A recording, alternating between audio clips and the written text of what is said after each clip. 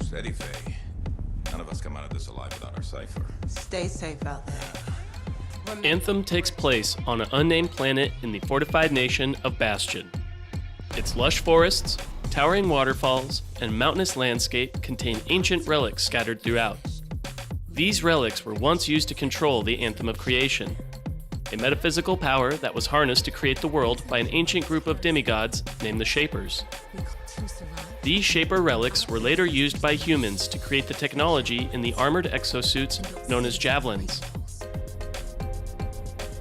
Anthem's campaign begins 2 years after the player retreats from a fatal mission involving a group of Javelin pilots known as Freelancers. Their failure to deactivate a Shaper relic in the hellscape known as the Heart of Rage forced the group to splinter and disband. You play as a survivor of that battle, a freelancer who seeks out missions from anyone willing to pay in the ruinous compound of Fort Tarsus. Early in the campaign, the player is hired by the National Intelligence Agency Corvus for a mission to locate an undercover spy who has gone missing. During this mission, the player encounters the main villain of the game known as the Monitor.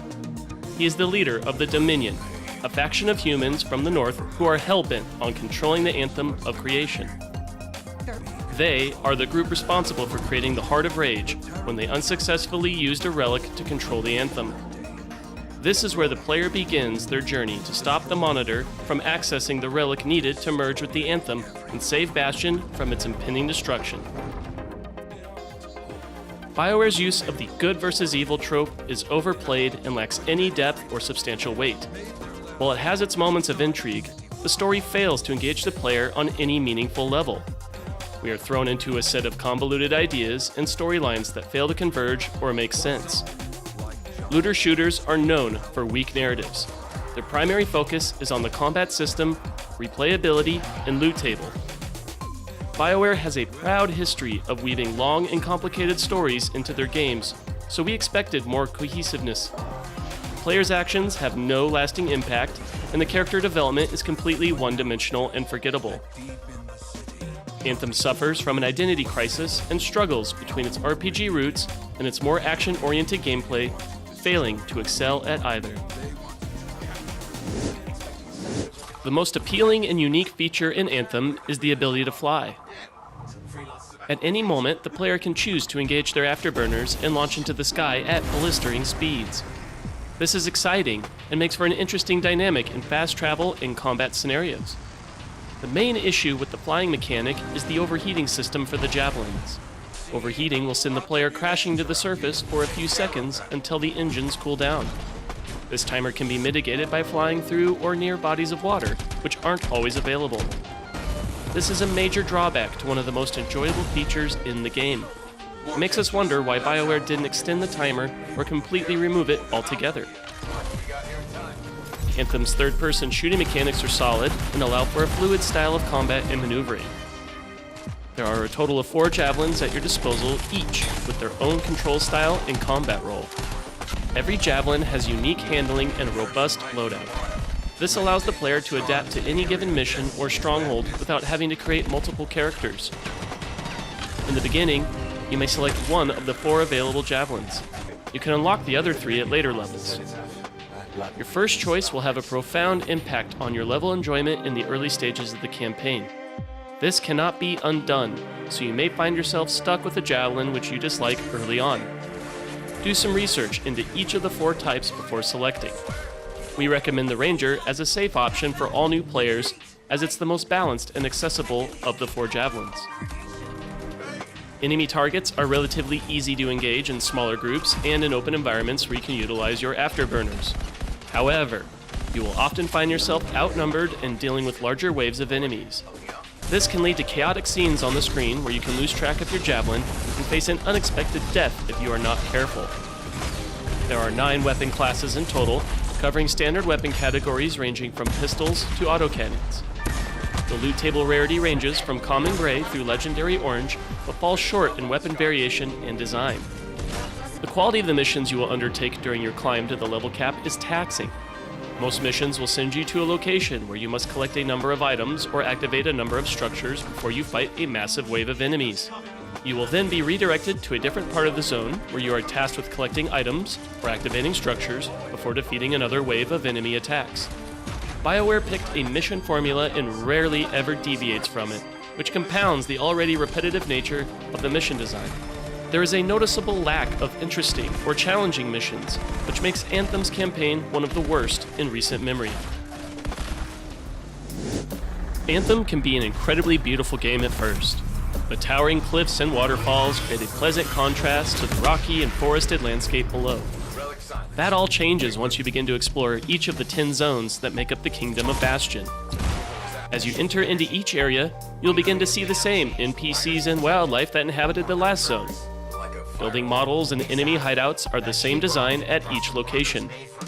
Bioware decided to recycle its assets from textures to environmental models and enemy units throughout the game. The same goes for most of the weapons you will earn on your missions. With few exceptions, the weapon models are simple reskins of the starter weapons and differ slightly in appearance and stats. While its core gameplay mechanic is loot, Anthem fails to provide any satisfying or memorable pieces to wield and collect. Each new drop will look and handle just like its predecessor, and will generally fail to excite. On a more positive note, the javelin design and customization are one of the few areas where Bioware got things right. Javelins look powerful and capable. Having the ability to customize the material and color schemes of each suit is a major win for Anthem. It's a shame that other parts of the game did not receive as much attention as the javelin customization did. The soundtrack is a mix of future synths and modern orchestra that often feel like it was an afterthought and not a priority. It is missing in many cutscenes and missions where a soundtrack would be expected.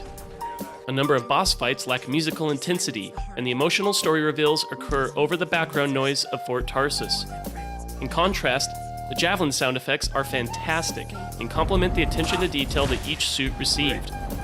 Firing up the afterburners gives the player a sense of speed and explosive energy as you launch into flight. Even the sound of the alarms as you overheat and crash into the surface are met with a colossal thud. Weapon sounds are crisp and help give each weapon class their own distinct sound and feel. Unfortunately, there is a lack of variety when it comes to weapons in their respective classes.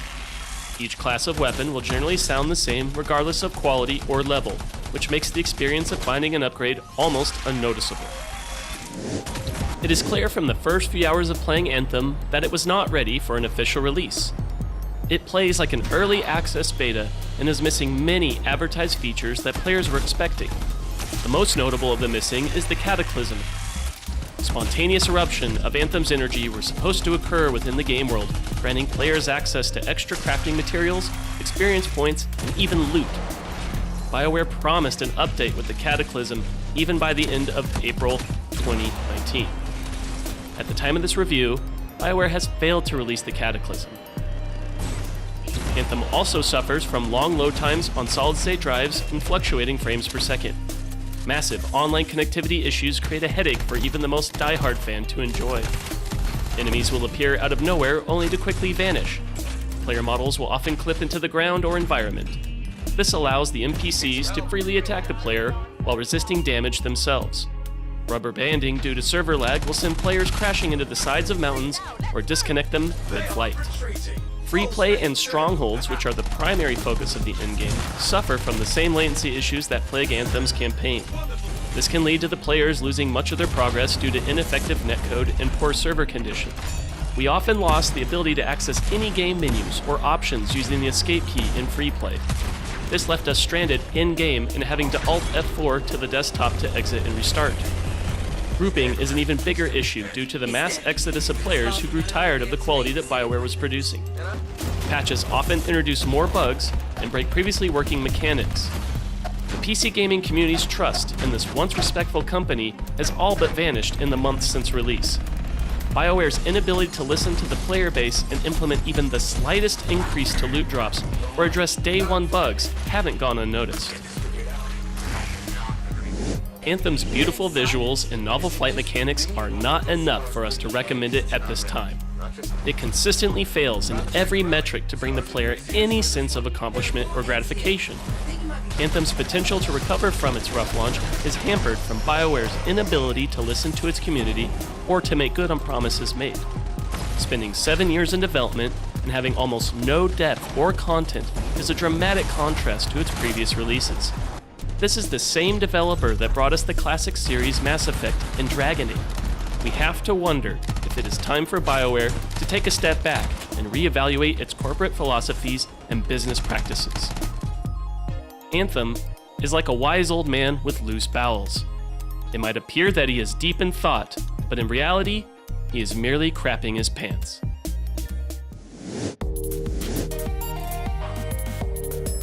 We give Anthem a 5.3 out of 10, which places it in the category of atrocious.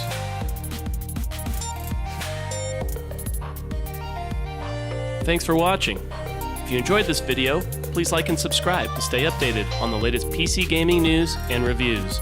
And also make sure to visit our website at stonepixel.com.